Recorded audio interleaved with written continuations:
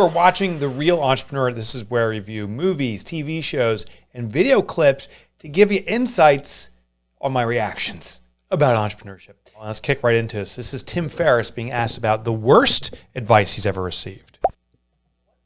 What's the worst advice you've ever received? I'll give you a very specific example, but I think you can generalize it. In high school, I was very bad at standardized testing. I remember going into the guidance counselor when I was about to apply for college, and in preparation, they had said, come in with your safety schools, like the C list, come in with your I think I can get in schools, B, and then your reach schools, A. And so I came in and I had my list, and on the reach were schools like Stanford, Harvard, Princeton, etc. And the guidance counselor said, Tim, you should take your C's and make them your A's. Let me pause it right there. You should take your C's and make them A's. I don't know where he's going to go with how this advice plays out, but I will tell you, lowering your standards also lowers your performance. I wonder if the only way to strengthen yourself is through a reach. They talk about this in exercise.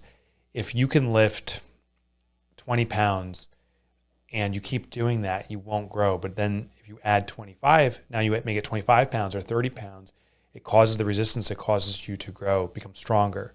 So I wonder if that's where he's headed. I'm super curious. So your safety schools, those are going to be your reach schools.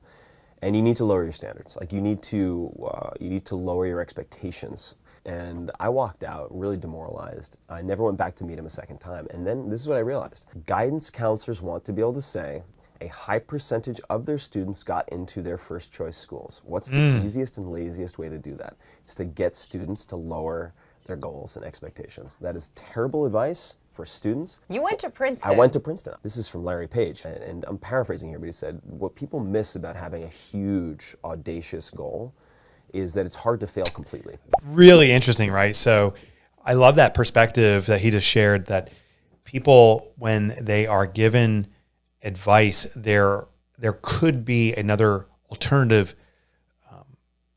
incentive or reason to do this. So the guidance counselor wants to show that they have a high conversion rate, that people are picking their first school and they're getting in, and now they've checked that one off the chart. But I want to give the flip side. Sometimes reaching so far prevents you from pursuing what you could go far with. For example, I could say, I want to be a professional athlete. I want to go all in on being the best basketball player in the world, and work at it and work at it, work at it. But there's certain limitations. I may never get there. I don't have the height. I don't have the inherent skills. Maybe I can develop those. But man, I would miss out on pursuing the work as an author by pursuing something that's not suited for me. So that's a counterpoint. If you're pursuing something, how badly do you want it? And does it really play into your natural desires? If you're doing this for someone else because you think you need to check something off the list, probably a bad move. But if you really feel called to do it, it really speaks to you, then it's something that you should pursue.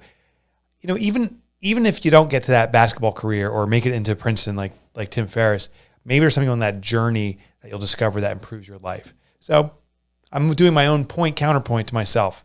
Interesting, really bad advice.